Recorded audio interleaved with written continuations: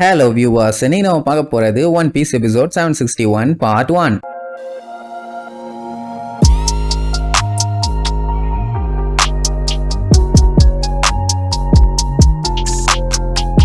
Open பண்ணா போன பாட்டுல நம்ம சஞ்சியோட டீம் ஊருக்குள்ள வந்து பார்த்தப்போ எல்லா இடமுமே ஒரே பாய்சன் கேஸ் தான். அப்ப அங்க இருந்து சிசிலியனுங்கிற மஸ்கிட்டர் வந்து ஹெல்ப் கேட்டான்னு வைங்க. ஆனா ரொம்ப நேரத்துக்கு நம்ம ஆளுகளால அங்க இருக்க முடியல. எவ்வளவு நேரத்துக்கு தான் துணியை வச்சு மூச்சை மூடிட்டு அங்கேயே நிக்க முடியும்? அப்படி நின்னாங்கன்னா இவங்க நிலைமையும் மோசமாயிரும். அதனால டெம்பரரியா அங்க இருந்து கிளம்பிட்டாங்க. எங்கன்னா காட்டுக்குள்ள அப்படியே ஒரு 10 நாள் ஆகுது. இன்னுமே அந்த பாய்சன் கேஸ் அங்கேயே தான் சுத்திட்டு இருக்குது. ஏதாச்சும் பண்ண முடியுமான்னு சாப்பாட்ட கேட்டா அவன் வந்து பார்த்து ஏதோ நரம்பு சம்பந்தப்பட்ட இன்கிரீடியன்ட்டை யூஸ் பண்ணிருக்காங்க. ஆனா இன்னும் நிறைய ஸ்மெல்ஸ் வருது. அது என்ன ஏதுன்னு அவனால கண்டுபிடிக்க முடியல. அந்த டைம் சீசர் வாயை வச்சுக்கிட்டு சும்மா இல்லாம இதோட பவரை பார்க்கும்போது எனக்கு சில்லுன்னு இருக்குதும்பா. உடனே 2 பேத்துக்கும் செம காண்டாவும். பின்ன அங்க ஏகப்பட்ட பேர் செத்து கிடக்குறாங்க. இவன் சில்லுன்னு என்ஜாய் பண்றானா? அப்புறம் அந்த கேஸோட பேரு வந்து கோரோவாமா. தவளை தன் வாயால் கெடும்னு சொல்லுவாங்கல்ல, அந்த பழமொழிக்கு ஏற்ப இந்த கேஸை இன்வென்ட் பண்ணது நான் தான் சொல்லி உளறிடுவான். இன்வென்ட் பண்ணது இவன் தான் தெரிஞ்ச அடுத்த செகண்ட் அவன் மூஞ்சோட நிலைமை இப்படி ஆயிரும். ஏன்னா அட்டி 2 பேரும் வச்சு செஞ்சுட்டாங்க. இந்த நாய் கண்டுபிடிக்கிறேன்னு ஏகப்பட்ட பேர்த்த காவு வாங்கிட்டு இருக்கான். சாப்பர்லாம் வண்டையா திட்டுவான். சரி, இப்ப இவன் தான் இதை இன்வென்ட் பண்ணியிருக்கான்னா கண்டிப்பா அதுக்கான ஆன்டிடோட்டையும் அவனால கிரியேட் பண்ண முடியும். சோ இப்போ ஒன்னும் லேட் ஆகல, சட்டு புட்டுன்னு அதுக்கு ரெடி பண்ற. இல்லன்னா தொட்டப்பகட்ட பிஞ்சிருவானுங்க. அண்ட் இன்னொரு மேட்டர் என்னன்னா அந்த கேஸ் வந்து ரொம்ப ஸ்லோவா தான் ஒர்க் ஆகுது. அப்படி இருக்கும்போது அவங்களை ஈஸியா கியூர் பண்ணிடலாம். சரி, இப்ப இருக்க நிலைமையை வச்சு அவங்க இன்னும் எவ்வளவு நேரத்துக்கு உயிரோட இருப்பாங்கன்னு சொல்லி கேட்டா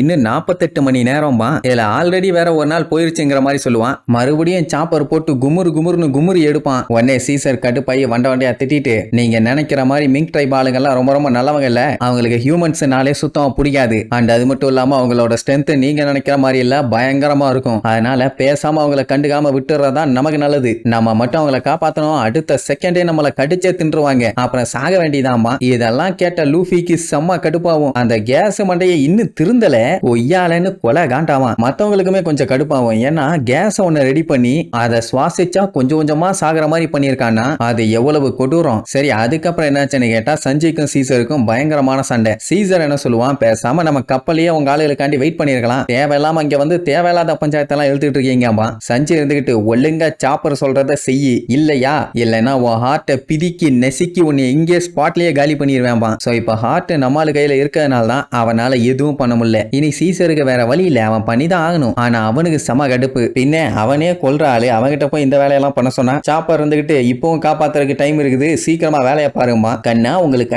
நான் ஹெல்ப் பண்ண போறேன்னா என்கிட்ட நைஸா அழகா பேசணும், இப்படியெல்லாம் பேசக்கூடாதுன்னு பில்டப் பண்ணுவான். உடனே சஞ்சி ஹார்ட்டை வச்சுக்கிட்டு, என்னடா சொன்னேன், இன்னொருக்கா சொல்லும்பா. சரி பண்ணி தொலைறேன்பா. சாப்பர் தெளிவா சொல்லிடுவான், மவனே உன்னால அங்க ஒருத்தர் செத்தாங்கன்னு வை, உன்னை நான் படுக போட்டு பாட கட்டிடுவேன், எனக்கு உன்னோட ஹெல்ப் வேணும்னு சொல்லி அந்த சைஸ்ல இருந்துகிட்டு அவன் மேல ஏறி நின்று அந்த கத்துவான். அப்ப அந்த இடம் திடீர்னு அதிர ஆரம்பிச்சிடும். என்ன ஆச்சுன்னு தெரியலன்னு பதறி போய் அங்கன்னு பாத்துட்டு இருப்பானுங்க. அட வேற ஒண்ணும் இல்ல, அந்த யானை தண்ணி அடிக்குது, எல்லாம் அடிச்சு புடிச்சு எஸ்கேப் ஆக ட்ரை பண்ணுவாங்க. ஆனா சாப்பரும் சீசரும் தண்ணியில மாட்டிக்குவாங்க. அதான் நம்ம சஞ்சி இருக்கானே அசால்ட்டா ஸ்கைவாக் பண்ணி ஃபர்ஸ்ட் சாப்பரை காப்பாத்திடுவான். அதுக்கப்புறம் சீசருக்கு ஒரு மிதி அப்படியே மரத்துல போய் பத்தனை விழுவான். அவனை மட்டும் உதைச்சதுனால ஏண்டா இப்படியாடா காப்பாத்துவ, மனசாட்சி இல்லையாடா மாங்கான்னு புலம்பி தள்ளுவான். நீ மூடிக்கிட்டே நாங்க சொன்னதை செய்யி, உன்னெல்லாம் காப்பாத்தினதே பெருசுன்னு சொல்லிட்டு இருக்கும் போது நமி கத்தர சவுண்ட் கேட்கும். இப்ப இவன் அவளை வேற காப்பாத்த போனோம்ல, அதனால சீசர்ட்ட தெளிவா சொல்லிடுவான், நான் போய் அவளை பத்திரமா காப்பாத்தி கூப்பிட்டு வர்றதுக்குள்ள நீ கேஸ் எல்லாத்தையுமே விரட்டிடுற, இல்லன்னு வையி, வந்த உடனே முத வேலையா உன் ஹார்ட்டை நசுக்கி உன் கையிலேயே கொடுத்துருவேன். அதுக்கப்புறம் நீ சுடுகாட்டுல போய் படுக்க வேண்டியதான் பேலன்ஸ். என்ன சாக ரெடி ஆன உடனே வேற வழி இல்லையே, பண்ணிதான் ஆகணும். சோ சாப்பரும் சீசரும் அங்க வேலையை ஸ்டார்ட் பண்ணிடுவாங்க.